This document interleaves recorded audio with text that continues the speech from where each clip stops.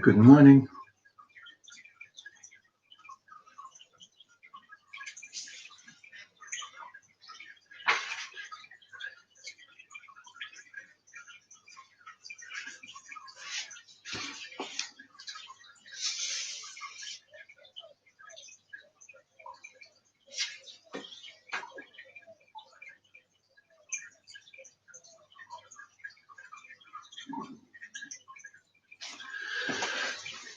Okay, Vimala Thakar.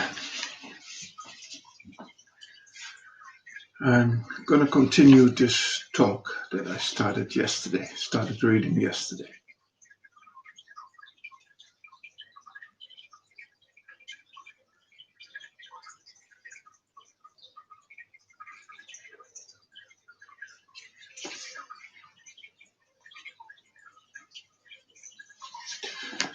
In the dimension of silence, if at all we have educated ourselves in the art of observation and have grown into that dimension, there is no silence where the eye does not move at all. It has gone into complete abeyance with all its paraphernalia of knowledge, experience, and memory. So there is no movement. When there is no movement of the mind, time comes to a standstill. The mind and the sense of time and space go together, because time and space are both creations of the human mind. Life is infinite, and we've tried to measure infinity, and we arrived at kilometers, miles, and furlongs. We live surrounded by the concepts and symbols, the conceptual reality. But now the I consciousness, the thought structure, does not move at all. Its movement is suspended. So the sense of time and direction is gone. Time has come to a standstill. The sense of space has disappeared.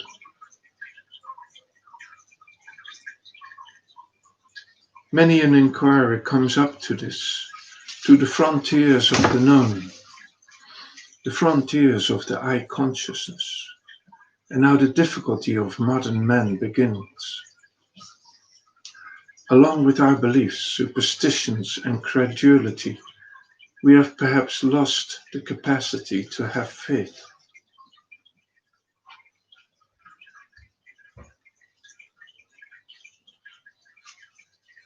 It was necessary to get free from superstitions, beliefs, and from superstition, and we got rid of them with the help of reason. The cultural revolution that came about in the Middle Ages in Europe helped man to set himself free of that.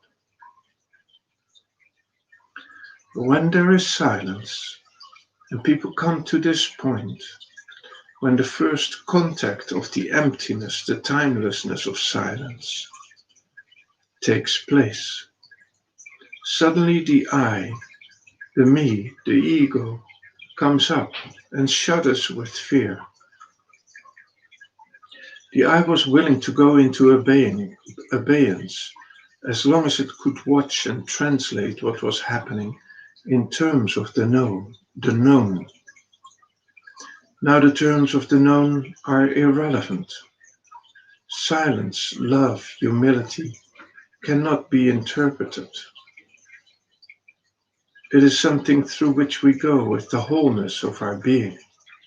And then they operate on us.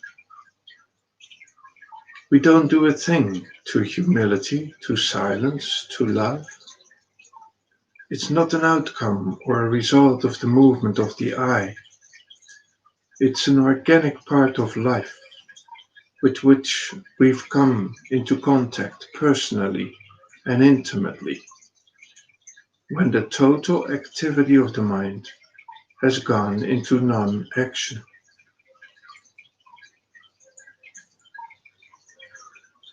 In silence, there is spacelessness and timelessness. And we've been relying on knowledge, on the intellect, the brain, the cerebral organ. This organ and its norms and criteria have suddenly become irrelevant. It frightens us, and we turn back to the field of knowing, to the region of the known, where we will get some experience. The experiencer, the activity of experiencing, and the event, which can be identified as an experience. When we have that, we are happy, or at least an idea that can be grasped by the brain and can be claimed as our personal experience. Then we feel at ease.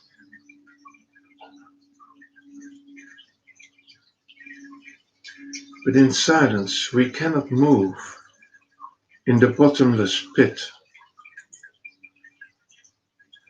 Spacelessness and timelessness of life.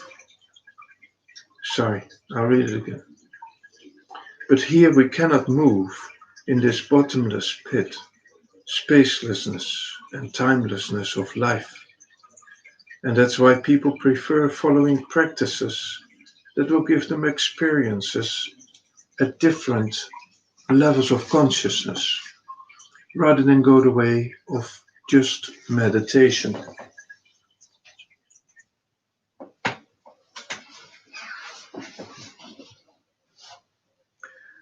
We want a change in life, not transformation. We would like to change the present conditioning into something better. Or we want to have better experiences, better or more knowledge, better powers. But we will be here at the center to have them, to own them, to tell other people that we have them. That's why meditation is a path that few are inclined to take. Firstly, because we have to walk that path alone. And secondly, because the activities of the mind and the brain are to be left behind, and non-cerebral explorations are to be undertaken. Thirdly, it is so difficult to give up effort. Effort has become an essence of our living. And here, all the activities of the brain are surrendered at the altar of silence, without knowing what is going to happen.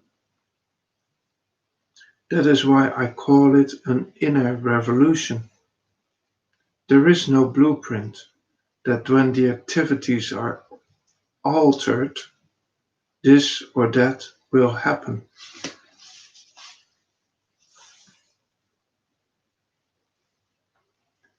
The brain wants to know the description of the destination, and then a motivation is stimulated to obtain that destination, to arrive there.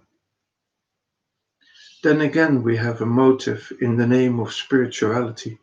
We get a direction, we make an effort, and then say, I got it, I have arrived. The dimension of the eye sense, the dimension of the brain, is our addiction. We have identified ourselves with that, and therefore the surrendering of the total activity of the brain and the mind becomes so difficult for us. To be in that emptiness, which reduces us to nothing and nobodiness on the physical and psychological level. We're willing to undertake many adventures as long as we know, that is to say, the brain knows it is going to get a certain thing out of that adventure. This is the channel, the groove in which we've been living. For a minute or an hour, we are willing to surrender the last of all our cerebral and mental activities. But to be there without an observer, without an experiencer, that's like a saltless meal to most of us. Silence reduces us to nothingness and nobodiness. As in sleep, we are neither Hindu, Christian, Australian, Englishman, man or woman, we're simply an expression of life, a human being. All the discrimination, identifications, they drop away when we are fast asleep. And it is possible to live in the so-called waking hours without having any of those identifications too. Devoid of all the sense of identification, it is possible to live and move. Use the brain if and when necessary, but free of all that encumbrance. It is possible to live in a dimension of total emptiness within.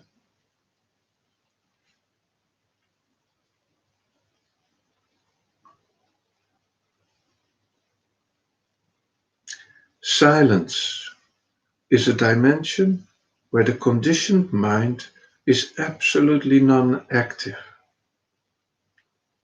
Really speaking, meditation has nothing very interesting to offer. Ah, really speaking, meditation has nothing very interesting to offer to a human being except unconditional total freedom. It has nothing to offer except that marvelous sense of nothingness and nobodiness. There we either belong to the whole of life or we belong to nothing and none. If we have thus far understood, if we have seen what happens in the realm of silence, let us take one more step this morning, that when the conditioned mind, the I sense, voluntarily, effortlessly goes into abeyance or non-action, a new movement takes place in the life of the person.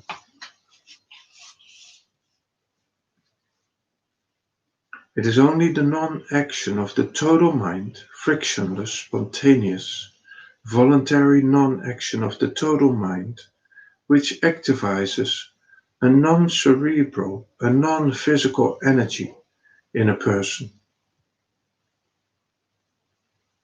This energy or sensitivity is different from sentimentality and emotionalism, which are ripples on the mental level. We generally use the word sensitivity, that non-cerebral energy which is not a part of inheritance, in a loose way. The brain and the cerebral energies are a part of inheritance, of which a part a part is inheritance, a part is cultivated by us, and a part is trained by society and so on. We are a product of so many conditionings. Now comes a realm where in the non-action of the conditioned mind, intelligence or a perceptive sensitivity, which has nothing to do with the human past or human conditionings, gets activized in silence.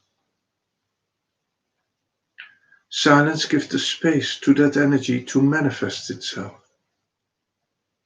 As long as we're identified and are busy using and utilizing the other energies, this energy, though it exists within us, has no scope to get mobilized and start functioning. But in silence, when there is silence, that energy gets mobilized, it gets activized. Even in our daily living, we go through moments, rare moments of life, when that non-cerebral energy suddenly comes into play for a minute or two, an hour or a day, when we suddenly abruptly get confronted by death, and that stumps the brain, the cerebral movement, or time comes to a standstill. Suddenly this other sensitivity gets mobilized and works temporarily for some time.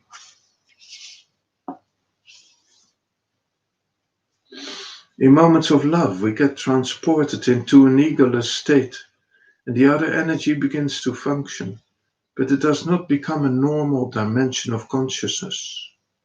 We do not live in it and move out of it, but we go through it. Though we have not recognized it as such, I don't think there's any human being who remains absolutely untouched by this energy all through life. There must be moments when we get glimpses of it. But here we're not talking of glimpses, we're talking about the change in dimension and dynamics of relationship. We are concerned with that because the human race finds that whatever it does with the mind and the brain, whatever achievement and attainments through the cerebral organ, man has not yet arrived at inner peace, love, friendship, and compassion. We are at war with one another as individuals and as nations. We are really in a grave situation, and we must find out some way of living where we can meet one another without fear and without a sense of aggression or violence.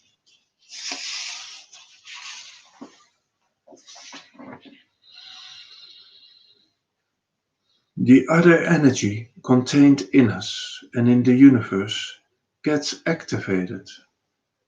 We can call it intelligence, perceptive sensitivity. It is not an entity like the ego. It is not located anywhere, not even in the brain. It's an energy that permeates every nerve, every drop of blood, every atom of matter. Now, in that realm of silence, that perceptive sensitivity expresses itself, gets activized and mobilized.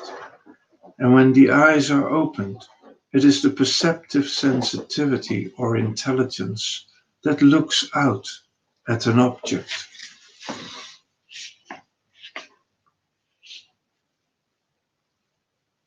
Today, when we look at an object, our minds look through the eyes, and according to the mood of the mind, the object is perceived. Perceptions are polluted by the moods of the mind. They are not objective perceptions, and therefore the responses get distorted. By this non-cerebral energy, not being a part of inheritance, the content is not the thought structure, but it is emptiness, and therefore it has a tremendous velocity to move. It has a tremendous velocity, infinitely more than that of thought, which has to travel through sound.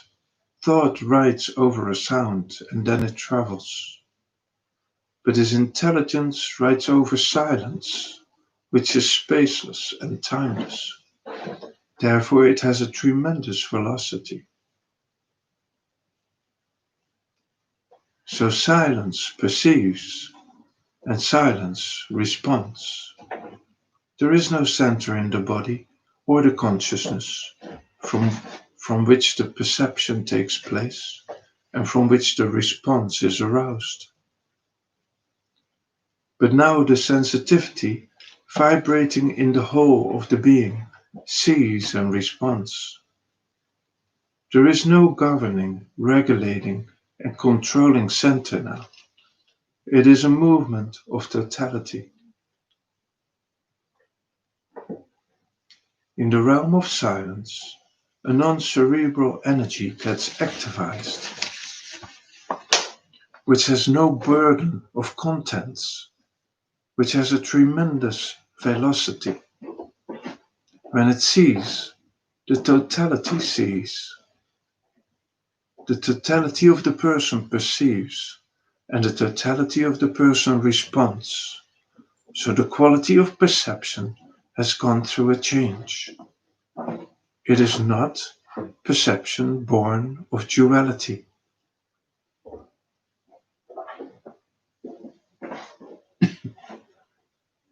On the mental plane, when we look, life gets divided into me and the not me. But on the level of that intelligence or perceptive sensitivity, it does not get divided. Life remains a whole. It is seen as a whole. The language changes. We say, I see, and that is true.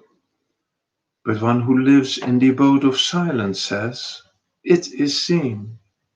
So the quality of perception changes.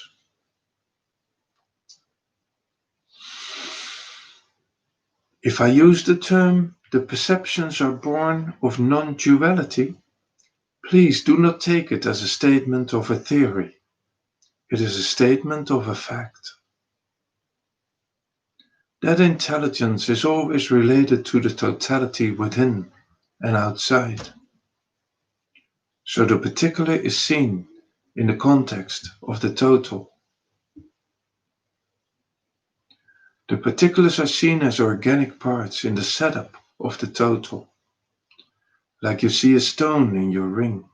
You don't only see the stone, the ring is seen with the stone.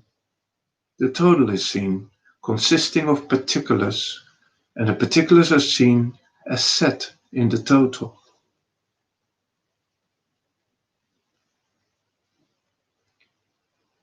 There is a drastic and basic change in the quality of perception, and therefore there is again a fundamental change in the nature of response, an immediacy of perception, and a spontaneity of response. That is one's own body. The perception and the awareness of the total takes away all fear, and the spontaneity of response takes away all the feeling of making an effort to live. So life becomes a movement of relaxation and spontaneity. The brain is not dead. The faculties of the brain are used by this energy. The powers and faculties of the body are utilized by this energy. May I say, the individual consciousness and the cosmic consciousness are fused together, blended together in that person. Just as the air moves in and out of the body, that energy is not divided by the wall of the flesh and bones. At the disposal of such a person, the resources of energy outside are there. The energy is the same. That energy moves in its totality. The outer and the inner divisions are not anymore there, individual and universal. The divisions are not there at the level of energy. They are on the level of the body. But the energy, the total energy, is at the disposal of the individual who has made silence his abode. Silence is the cave in which the person lives, the invisible cave within each human being. We have wandered today in the realm of silence, where the total conditioned mind discontinues its activity and a non-conditioned energy comes into play.